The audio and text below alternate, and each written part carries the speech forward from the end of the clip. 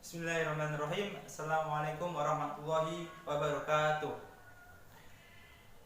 Ya, sebelumnya marilah kita buka pertemuan kita pada hari ini dengan berdoa terlebih dahulu. Berdoa dipersilahkan.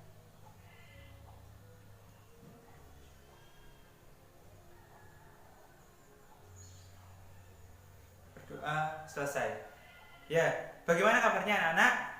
Bapak harap anak-anak sehat selalu dan selalu menjaga kesehatan dengan berolahraga setiap hari.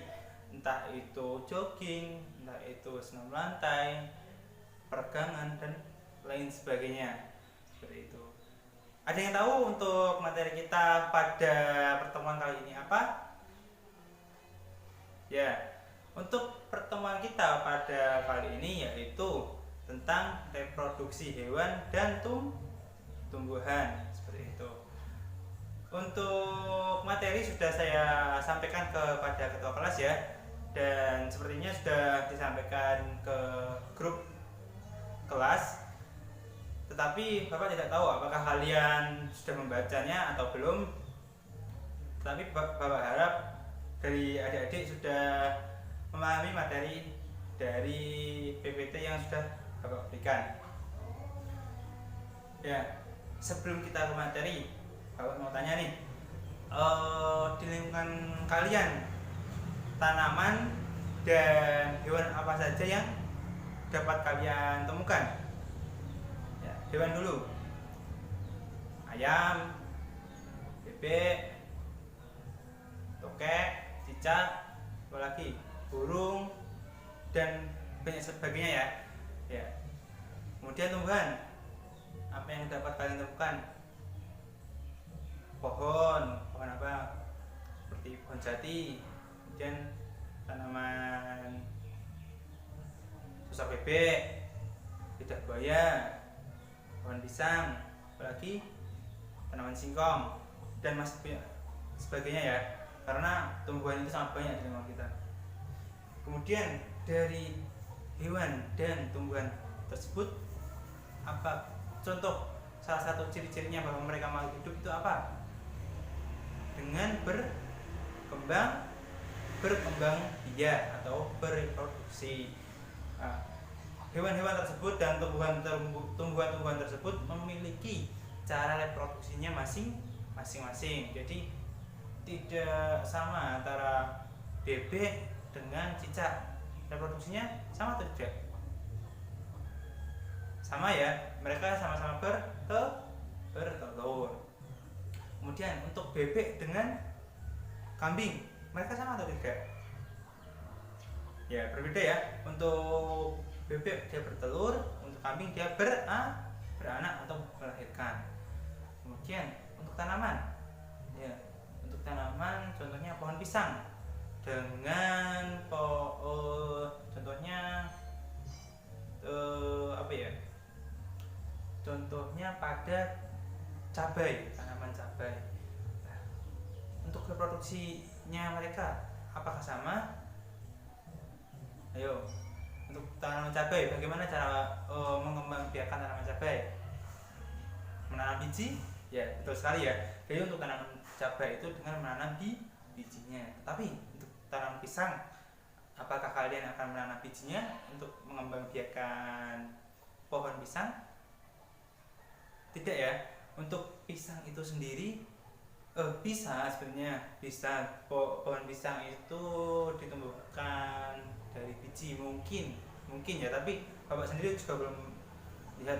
Tapi mungkin bisa dengan media yang cukup sesuai dengan karakteristik biji pisang itu sendiri. Tapi lebih umum pisang itu dikembangbiakan dengan cara tunas ya. Untuk materi kita kali ini kita akan membahas tentang reproduksi pada tanaman terlebih dahulu ya. Ya, untuk reproduksi pada tanaman itu ada dua. Yang pertama ada secara generatif dan secara vegetatif. Nah, menurut kalian seperti apa sih tanaman vegetatif dan tanaman generatif itu? Maaf, reproduksi secara generatif dan reproduksi secara vegetatif. Menurut kalian bagaimana? Dari segi namanya aja kan sudah berbeda ya, otomatis untuk sistemnya jelas berbeda. Ayo, yang generatif seperti apa, yang vegetatif seperti apa? Bagi anak-anak yang sudah membaca materinya, otomatis sudah tahu. Ya, bagi kalian yang belum, Bapak akan menjelaskan untuk reproduksi secara generatif, yaitu reproduksi dengan adanya peran penyerbukan dari serbuk sari jatuh pada kepala putih, yang itu nanti akan terjadi perkawinan antara serbuk sari dengan putih itu. Nah, itu nanti akan terjadi pembuahan pada sel telurnya, kemudian akan tumbuh atau akan menghasilkan buah atau biji. Nah, itu secara generatif. Jadi ada peran penyerbukan pada bunga yang menghasilkan buah atau biji yang nantinya bijinya itu menjadi tanaman baru. Itu perkembangbiakan secara generatif. Secara garis besar seperti itu ya. Kemudian untuk vegetatif apa? Ya, tadi untuk generatif sudah saya jelaskan secara garis besar bahwa adanya peran penyerbukan pada bunga itu ya. Kemudian yang vegetatif apa tadi? Untuk yang vegetatif yaitu reproduksi tanpa adanya peran apa? Ayo, tanpa adanya peran serbuk sari maupun putih pada bunga. Jadi tidak adanya pembuahan pada perkembangan biakan ini. Contohnya tadi pohon pisang. Jadi dia tadi berkembang biak secara bertunas. Jadi menumbuhkan tunas baru, tidak melalui bijinya yang ada pada buah pisang itu. Kemudian ya macam-macam perkembangbiakan vegetatif ya, sudah Bapak berikan pada PowerPoint ya, otomatis kalian sudah tahu. Nah, ada banyak macam-macam vegetatif, Bapak akan menunjukkan gambarnya. Nah, oh ya, perlu kalian ketahui bahwa perkembangbiakan secara vegetatif itu dibagi menjadi dua, yaitu perkembangbiakan secara alami dan buatan. Nah, untuk penjelasannya, untuk secara buatan itu artinya ada campur tangan manusia dalam perkembangbiakan itu. Tetapi untuk yang alami tidak, jadi dia tumbuh secara alami. Ini langsung saja kita ke contohnya saja supaya kalian lebih paham. Nah, di sini ada tanaman pisang. Tanaman pisang di sini menumbuhkan tunas. Ya, tunasnya ini merupakan salah satu bentuk reproduksi secara vegetatif. Nah, terus coba kalian analisis, apakah pisang di sini tumbuh secara alami ataupun buatan? Ayo, yang kalian ketahui aja. Bagaimana? Ya, dari pisang di sini dia merupakan reproduksi secara alami. Jadi tunasnya ini tumbuh dari batang pisang yang ada di dalam tanah. Jadi untuk pisang yang sudah tua ataupun dia sudah berbuah, jadi dia nanti akan menumbuhkan tunas baru sebagai pengganti pisang yang sudah dewasa tadi. Karena pisang itu hanya setelah mereka berbuah dia akan mati, seperti itu. Dia akan mati setelah memberikan hasil, dia akan mati. Dan sebelum mati tersebut dia untuk melestarikan jenisnya, dia itu menumbuhkan tunas baru. Karena buah pisangnya itu, biji yang ada di dalamnya itu sulit tumbuh apabila perkembangbiakannya secara generatif. Lanjut. Nah, selanjutnya ini coba kalian analisis. Ini proses apa? Sesuai materi yang sudah Bapak berikan. Ini proses apa? Nah, ini merupakan salah satu proses menempel. Nah, proses penempelan ini tujuannya apa sih? Kenapa harus ditempel dari tanaman lain ke tanaman satunya? Apa menurut kalian? Nah, untuk menempel ini, jadi sebelumnya ya untuk caranya ya, untuk menempel pada suatu tanaman yang berkayu ini diambil lapisan kulit luarnya, diambil sampai terlihat batangnya, itu diambil, kemudian kita ambil tunas pada tanaman lain, kemudian kita taruh di lubang yang tadi, kemudian kita ikat sampai dia tumbuh, tunasnya itu tumbuh. Terus bagaimana sih contoh tunas ataupun ranting tadi yang tumbuh, bahwa dia itu tumbuh gitu? Itu salah satu cirinya adanya tumbuh daun seperti itu. Untuk tujuannya itu apa sih sebenarnya, kenapa harus ada proses penempelan itu? Ya, proses penempelan itu bertujuan untuk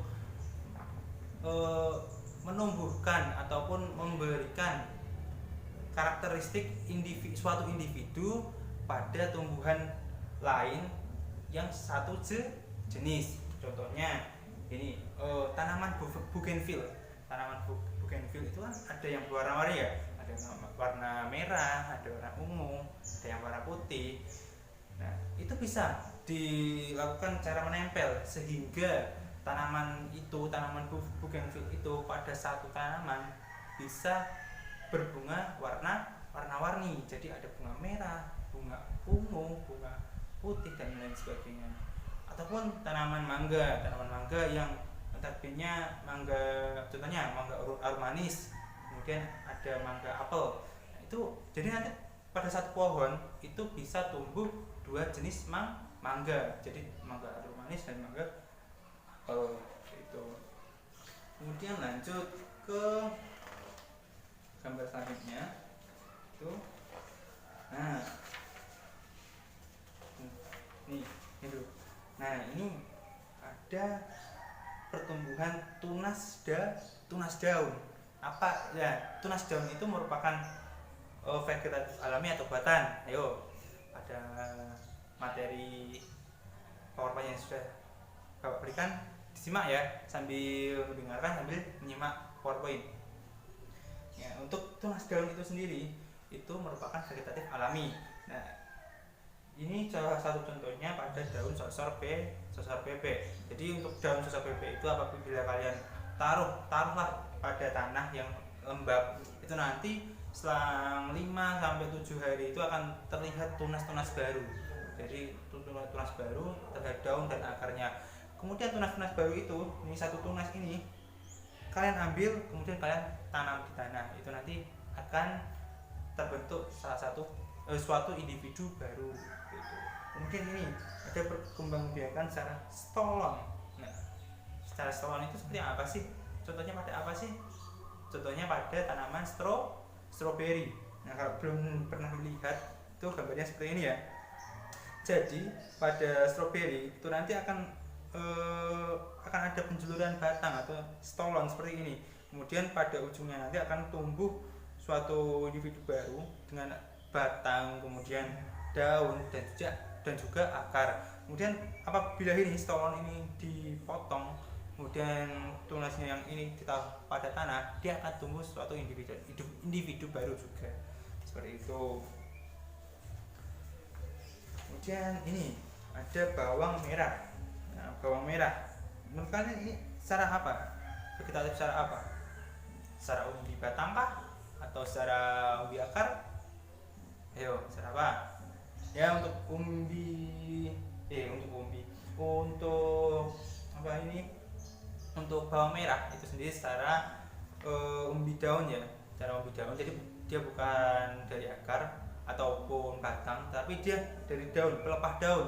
Jadi cadangan makannya pada pelepah daun, Kemudian nanti akan untuk penanamannya apabila dia tanam itu harus menyertakan ini daunnya ini, umbi daunnya ini. Karena kalau kalian hanya menanam daun yang atas ini saja, itu tidak akan tumbuh, ataupun batangnya saja yang paling bawah ini dia tidak akan tumbuh. Karena apa? Cadangan makanannya itu ada di umbi daunnya seperti itu. Jadi dia akan merespon sebagai cadangan makanan untuk pertumbuhan akar dan daun muda nanti. Kemudian ini ada selanjutnya ada mencangkok. Saya rasa bapak rasa sudah tidak asing lagi ya, apalagi kelas 9. Kelas 9 ini otomatis sudah banyak yang tahu apa itu mencangkok. Jadi untuk proses mencangkok itu sendiri merupakan proses vegetatif secara buatan, di mana suatu batang itu disayat, berikan sayatan, dibersihkan kulit bagian luarnya, kemudian diberikan tanah, kemudian dibungkus dengan plastik ataupun sabut kelapa, kemudian ditali. Itu ditunggu sampai tumbuh akarnya, kemudian dipotong lah batang tersebut, jadilah individu baru. Terus apa sih tujuan mencangkok itu? Nah, untuk mencangkok ini bertujuan untuk menghasilkan suatu individu yang sama persis dengan induknya. Nah, selanjutnya yaitu pada tanaman singkong. Ini pada tanaman singkong ya. Ini salah satu contohnya adalah stek batang. Stek batang itu merupakan vegetatif alami atau buatan. Ayo. Nah, untuk stek batang itu sendiri vegetatif buatan ya. Jadi batang singkong ini saya ada contohnya. Nah, ini batang singkong kurang lebih ini sekitar 20 cm. Nah, kalian bisa 10 cm. Yang penting ada tunas atau bekas daun. Nah, ini nanti akan tumbuh tunas baru di sini di atasnya, karena di aksilar daun. Nah, itu nanti akan tumbuh setelah ada tumbuhnya akar. Nah, ini kalian potong tanaman singkong itu sepanjang 10 ataupun 20 cm, tidak harus panjang-panjang. Nah, itu nanti kalian langsung tanam aja ke tanah yang sekiranya subur. Kemudian setelah 5 hari ya, sampai 7 hari dia akan tumbuh tunas, akan terlihat tunasnya. Ini contohnya. Nah, ini Bapak sudah mempraktekannya. Di sini ini umurnya sekitar kalau nggak salah 5 hari. 5 hari yang lalu Bapak menanam pohon melakukan stek batang pada pohon singkong. Ini sudah tumbuh tunasnya, bisa dilihat tunas baru. Ini menandakan bahwa stek batangnya ini sudah berhasil. Apa sih sebenarnya tujuan dari stek batang itu? Ayo apa? Nah, stek batang itu sama halnya dengan vegetatif buatan tadi, yaitu memberikan mengembangbiakan suatu individu yang sama dengan induknya. Kenapa sih harus sama dengan induknya? Jadi seperti ini, untuk perkembangbiakan secara generatif itu banyak sekali faktor. Jadi seperti halnya penyerbukan melalui serangga contohnya. Ini ada varietas tanaman mangga manis, buahnya besar. Kemudian ada varietas tanaman mangga, buahnya kecil dan masam. Ternyata pada bunganya itu dihinggapi oleh serangga, contohnya lebah. Kemudian pada kaki lebah itu membawa serbu sarinya tadi itu nanti menempel pada kaki-kaki lebah. Kemudian dari serangga ini nanti hinggap di tanaman yang satunya, tanaman buah mangga dengan kualitas besar dan manis tadi, hinggaplah di bunganya, kemudian membawa serbu sari tadi, terjadilah pembuahan. Artinya ada persilangan antara buah mangga yang masam, kecil, dan mangga besar dan manis. Terjadi persilangan, otomatis nanti akan memberikan gen yang berbeda juga. Jadi tidak pasti nanti dari bijinya itu akan menghasilkan individu yang sesuai dengan induknya. Jadi salah satu kekurangan dari penyerbukan secara generatif itu, jadi bisa jadi itu individu atau anakan yang baru itu tidak sesuai dengan induknya seperti itu. Tapi dengan cara vegetatif ini bisa menumbuhkan individu baru yang sesuai dengan induknya tadi. Dan kita dengarkan aja dulu ya. Oh ya, saya lanjutkan singkat. Nah, ini mungkin ini ada contoh lagi pada tanaman ini, pada umbi kentang. Umbi kentang ini merupakan salah satu contoh umbi batang. Kenapa bisa disebut umbi batang? Karena pada umbinya ini bisa menumbuhkan batang tanaman baru dan akar seperti itu. Makanya dia disebut umbi batang. Kemudian ini ada rimpang ataupun rhizoma. Jadi tanaman rhizoma contohnya pada ini saya ada contohnya ada tanaman jahe. Nah, tanaman jahe ini salah satu tanaman rimpang di mana dia cadangan makanannya itu nanti dapat seperti hanya akar ya. Ini pada umumnya ini menumbuhkan akar-akar banyak. Kemudian nantinya ini sebagai cadangan makanan dan dapat menumbuhkan tunas. Nah, tunas. Untuk caranya seperti apa sih untuk perkembangbiakan secara rimpang ini? Untuk secara rimpang ini mudah sekali. Kalian cari saja tanaman rimpang seperti jahe, kunir, kemudian lengkuas. Itu kalian ambil, kalian beli di pasaran banyak.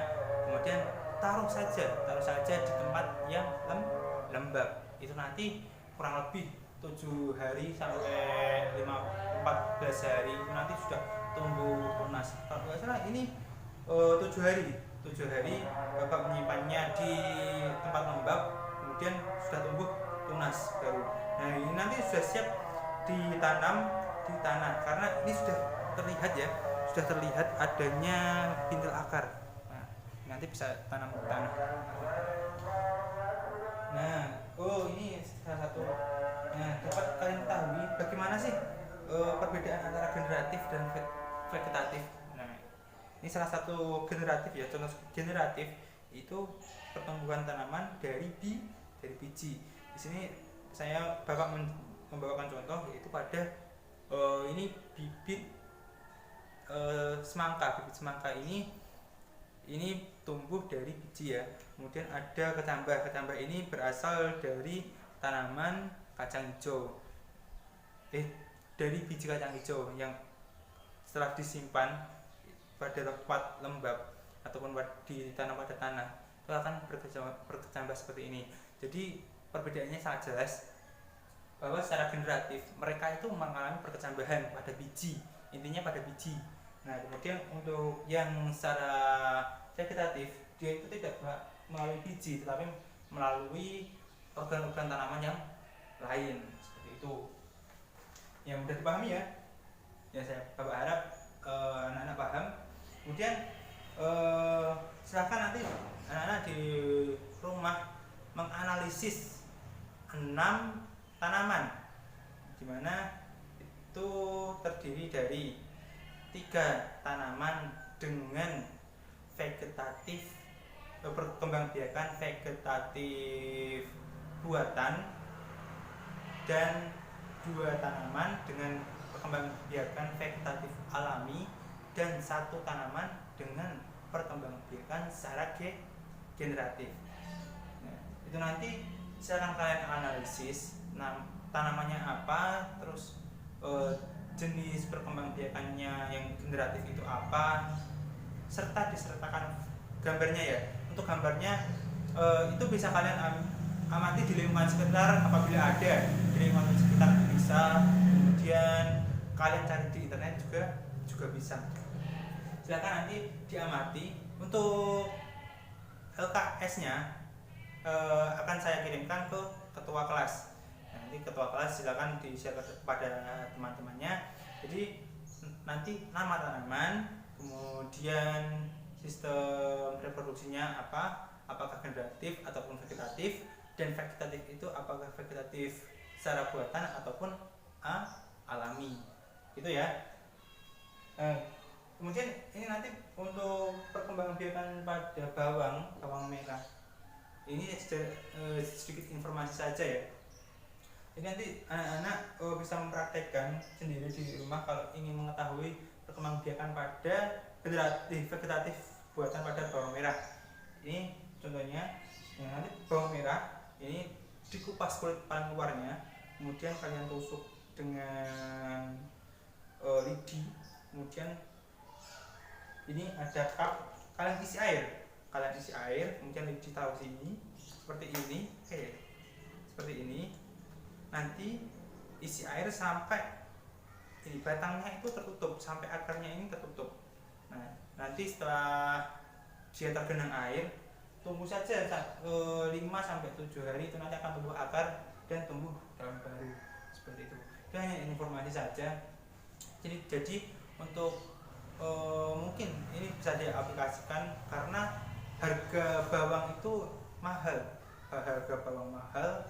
jadi sebagai alternatif anak-anak bisa menginfokan pada orang tuanya untuk menanam bawang sendiri ya.